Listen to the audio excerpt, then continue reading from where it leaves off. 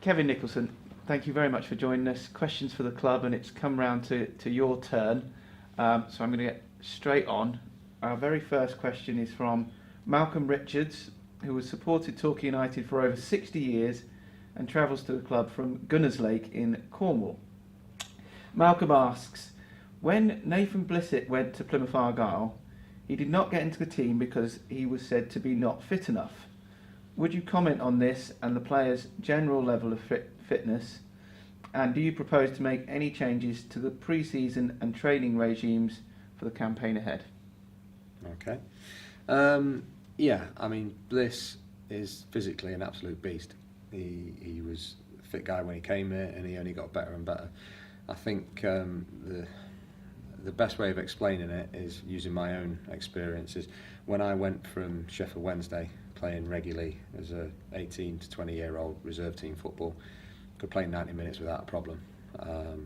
When I went from there, I went and played a couple of games in the conference, 90 minutes, not a problem. I then got a move to Northampton, and when I got to Northampton and played in League One, I couldn't get past an hour.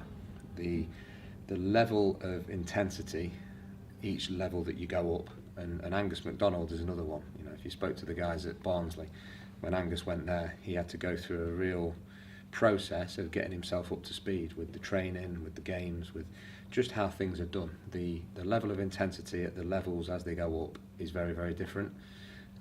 It's because you're playing with better players who move the ball quicker, who are quicker in their own movement, who think quicker, hence them playing higher and higher up the leagues. And Bliss just had to go through the process of getting used to that. So when he went in, I guarantee if he did a running session, he'd be up there. I guarantee you if he did squatting and lifting weights and all the rest of it, he'd have been right up there. But he had to get himself up to the level of their games. And Angus was the same. And I've been through it, and it's a real weird feeling as a player.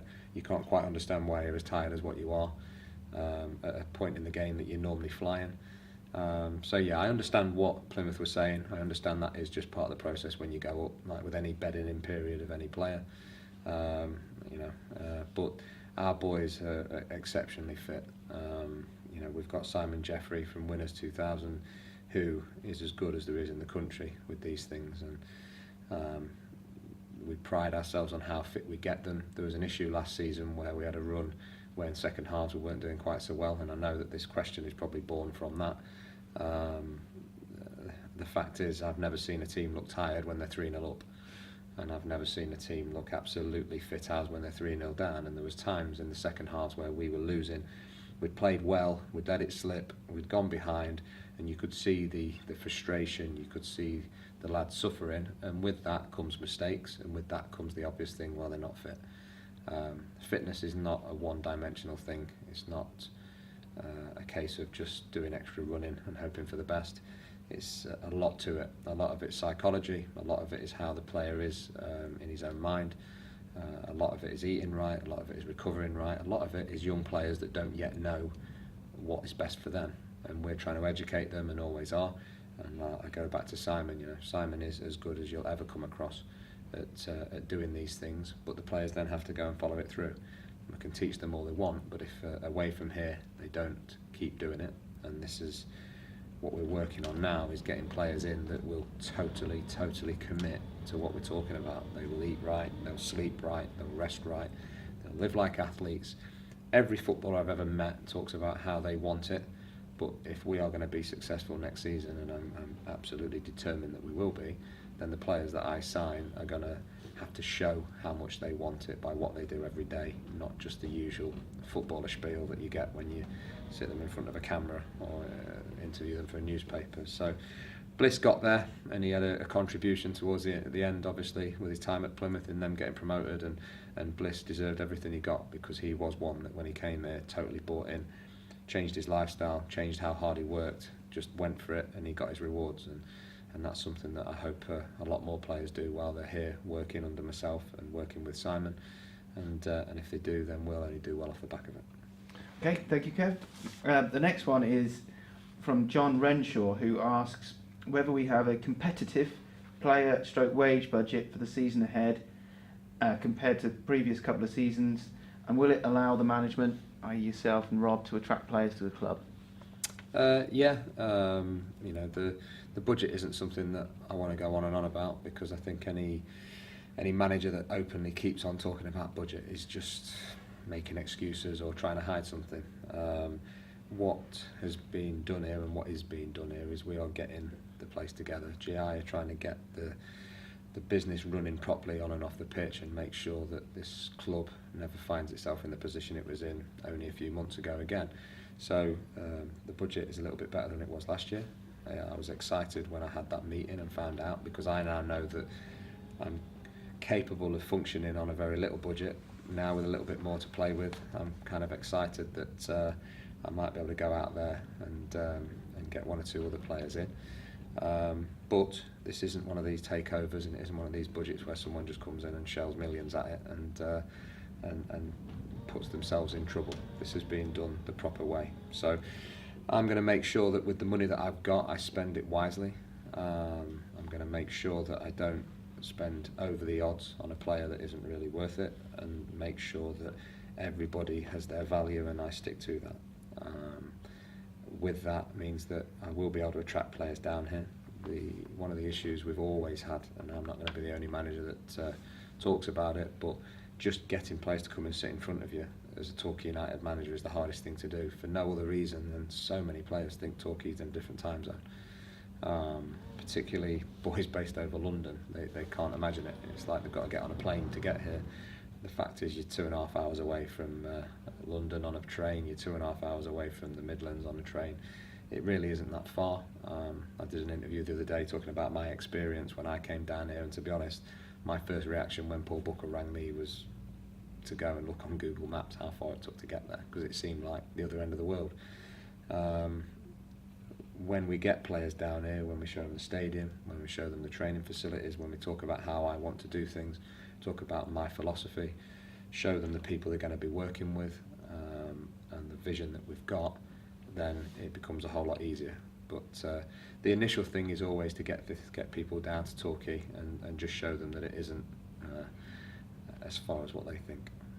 Thank you, Kevin. And that, just to reiterate, that was from John Renshaw, and we had a very similar question from a gentleman called Tim Sheehan. The next one comes from Phil Swan, who is aged 55 and a regular home supporter, following the club since the early 70s. Phil starts off by saying, well done, Nico, on another great escape. But his question is, in your view, what was the biggest factor to explain last season's great escape? Well, I've done all the evaluating I can do since the season finished. I think one of the single biggest reasons is the players learned. They learned from their mistakes, I learned from mine. I think they matured. They realised that if, this is something that I say to them all the time, if I set a game plan, if I install the game plan in training, if I show them what I want, if I explain clearly how I want it done, and they go out and do it and lose, then that's my fault, because I haven't done the game plan right. If they have a game plan that they don't understand and I haven't coached it right, but they don't tell me, then we're both at fault, because we need to make sure that everything is clear as we go forward. But I think there was times, particularly earlier in the season, where they went out and started the game plan perfectly okay, but then maybe got a bit too confident because they were playing quite well, maybe just a little bit of inexperience because there was a lot of inexperienced lads in there, and they went away from what they were doing well, and with that came, oh, we've just conceded a goal, or we've gone from being in total control to losing a game. I look at that little period around January, February, when we were in total control against Guiseley, 1-0 up, playing great, they get a man sent off, 2 little switch-offs where they've just gone down to 10 men. If you just keep doing what you're doing, we're winning the game. They switch off twice, you go 2-1 down, and it was one of the low points of the season for me, because how can we do that when we were so in control? If you look at the games towards the end of the season, I think Wrexham, Southport was probably the first true time that for 90 minutes the lads did exactly what we'd asked. 1 minute at a time, which is something that we shout from the sides all the time. 1 minute at a time, they just stuck to the game plan, and in the 90th minute, Rory comes on, scores the winner. All right, it's always nice to get a 90th minute winner, but the lads didn't play great that day. They just stuck to what we asked. They fought harder, they were fitter, they were stronger, they just kept going, and they got the rewards. And I think when the penny dropped on that, if you look at Wrexham, same thing. We went 1-0 down to a goal that was incredibly harsh, a penalty that was never a penalty. They didn't panic. They didn't change what they were doing, because in the first half of that game we dominated them. They just carried on doing it. And if you are relentless in what you do, if you carry on doing the basics better than any other team, then you'll win so many games at this level without having to be spectacular. Then when you really play well, things will look easy. If I look at those last 3 or 4 games, the Braintree game, I mean, in fact, no, I've said it before and I'll say it now, the Lincoln game was the best thing that ever happened to us, because the lads were in total control for 80 minutes, went 1-0 up against Lincoln, top of the league, going to win the league, 10,000 people there, great atmosphere. We dug in for 20 minutes when they started like an absolute runaway train. We managed not to concede. We then put our plan into action, and they didn't have any ideas. They'd lost it. Went 1-0 up. One half a mistake, they go 1-1 with 5 minutes to go. One half a mistake where we give a free kick away 25 yards out when we didn't need to. He bends it in the top corner and we lose that game. That could have been it. That could have been it, where the lads just caved. But over the season, when we've carried on telling them the right things, we've carried on drilling into them that you can only control what you can control and just keep doing the basics right. They picked themselves up. They went 1-0 down against Braintree, which was a poor goal. They had a goal disallowed, which was the best thing that happened when you factor it all in, because what they did then was raise themselves. And they just kept doing the basics, and we won that game 3-1. The moment that goal got disallowed, I knew we were staying up, because we just lifted it, and they just carried on doing it, but with even more intensity. And then you win that game. Dover was never in doubt. You could see it in the lads all week. You could see where they were at. You could see how hard they were working. You could see the belief. You win that game. I mean, after that, I know we could have lost the last game and still stayed up, but there was no way whatsoever we weren't beating Mill Ferriby, because they had just matured. And when I talked all in the early part of the season about inexperience costing us, towards the end of it, the experience that they'd gained throughout that, they'd actually put into practice. And unfortunately, with young managers and young players, they don't always get the chance to do that, because things get changed, because people don't see the bigger picture. Unfortunately, I'm in a position where I'm still in the job, and the players were in a position where they knew we believed in them, we knew that they'd got the tools to do it, and they went and did it. A question from Aidan Smith, which was quite a long question, but to summarise, he asks why players are not encouraged to take people on, especially the wide players. And it's not just for Torquay United, but a general trend he's noticed that people don't seem to take their man on as much. No, it's not something that I encourage all of my attacking players to be as creative as they can be in the right areas. If my winger tries to take somebody on running out of his own box, then he's not going to be on the pitch for long.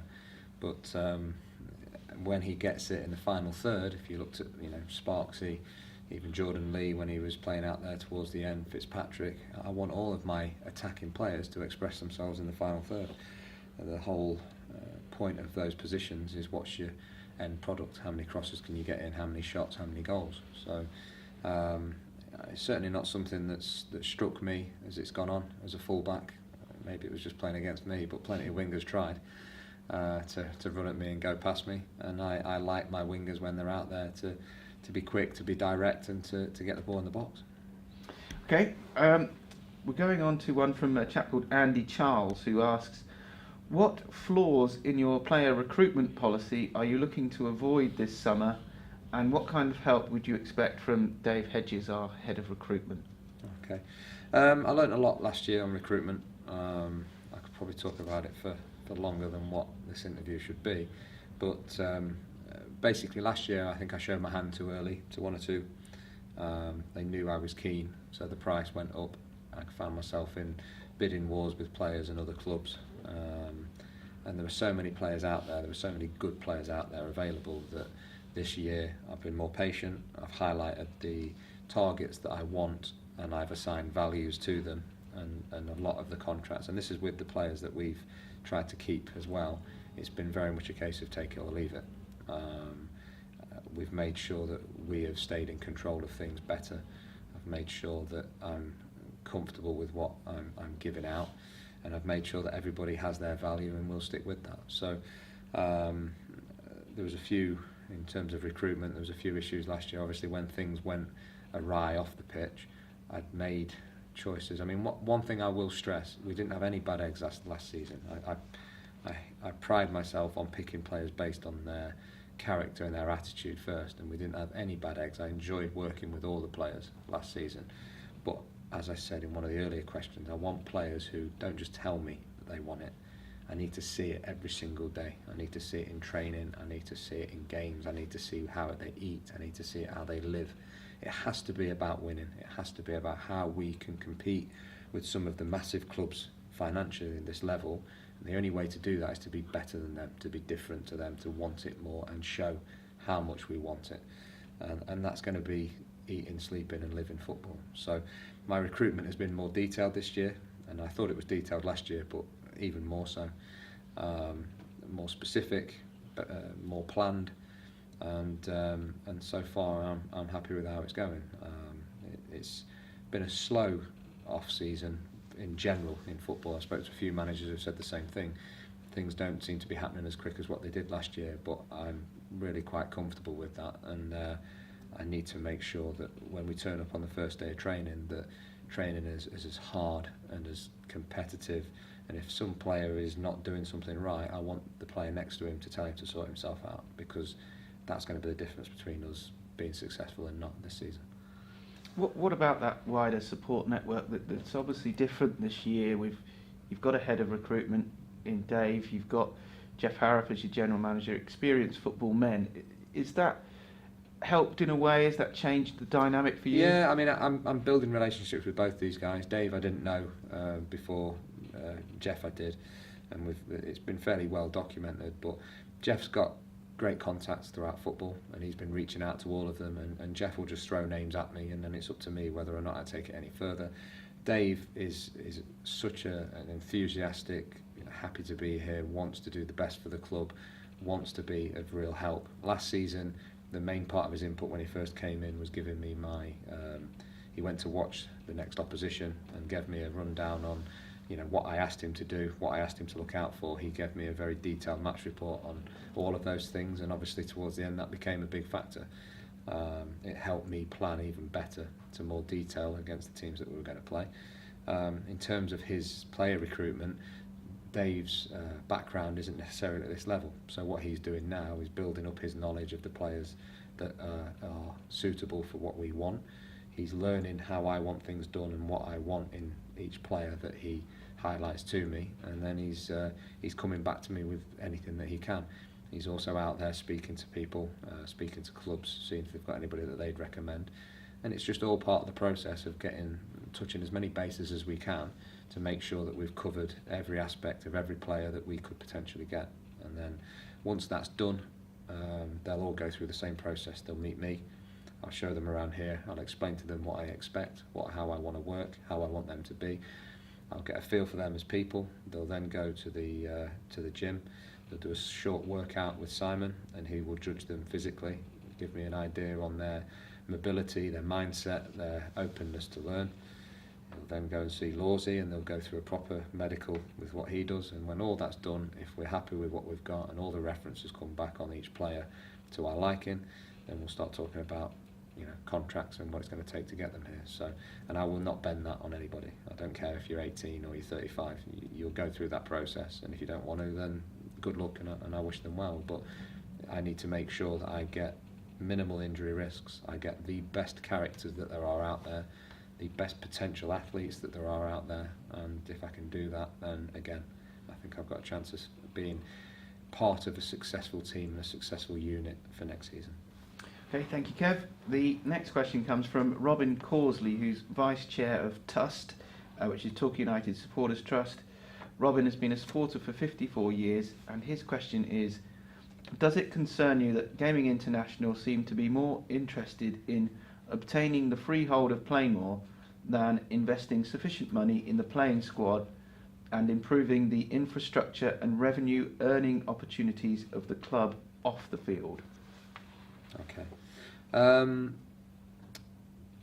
All I can judge, really, all I can go on. I was here throughout the 12 months leading up to the takeover, and I have been subjected to all of the rumours and all of the questions and all of the issues that all the fans have been through. My dealings with Clark Osborne, my dealings with Chris Rich, my dealings with Jeff, they've all been positive. I haven't always agreed with certain things. I haven't always been happy with how things have been done, but it has been open. It's been well planned, it's been well structured, and hopefully going forward it will be. And it's a learning curve for me. I'm building trust, I'm building relationships with them. I think if they do what they tell me they're going to do, and they're adamant that they will do, then I think that Torquay fans will be in for a pleasant surprise.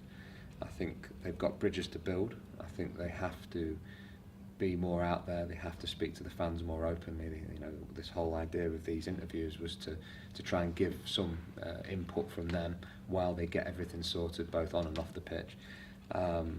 If they do all that, and I'm more than hopeful that they will, then I think we'll find the club is in safe hands. It will be built properly, and hopefully there will be sustained success, not just a quick boom as there is with some takeovers. And we'll all be smiling.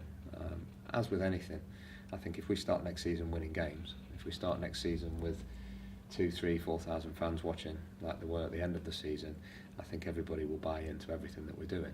I think there's lessons been learned, myself, GI, Jeff, everybody involved. But you know, I saw on that last game when I bumped into Clark and Chris after, you know, they'd been there, they'd witnessed 4,000 mad Torquay United fans absolutely loving every second of an end of season great escape, loving the feeling that we were going to stay in the league, seeing the passion that our fans have got, seeing how important it is. I think it's been an eye-opener for them. You know, in all business, or certainly in the kind of business they're in, it's mainly numbers, you know, what works and what doesn't. In football, you've got the intangibles of 4,000 fans. Some of them think I'm completely clueless, some of them think I'm a great manager, some of them are still forming their opinion. That can change by the week. It can certainly change with their opinion of GI, and if GI do the right things, if GI work as they are working to be more transparent and to speak to the fans, then I think we're all going to go in the right direction. But you know, I'd be lying if I said that, you know, I'm the same as the fans. I've been here and I've been building that relationship with them. I've been talking to them on a fairly regular basis, and the more I speak to them, the more comfortable I feel, and the more I think that we're going to be on the right track.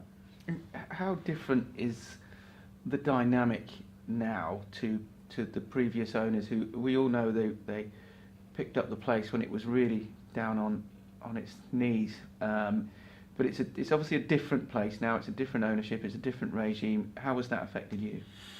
It's another learning experience for me. You know, I've said it publicly and I'll say it again. Dave Phillips is a friend of mine.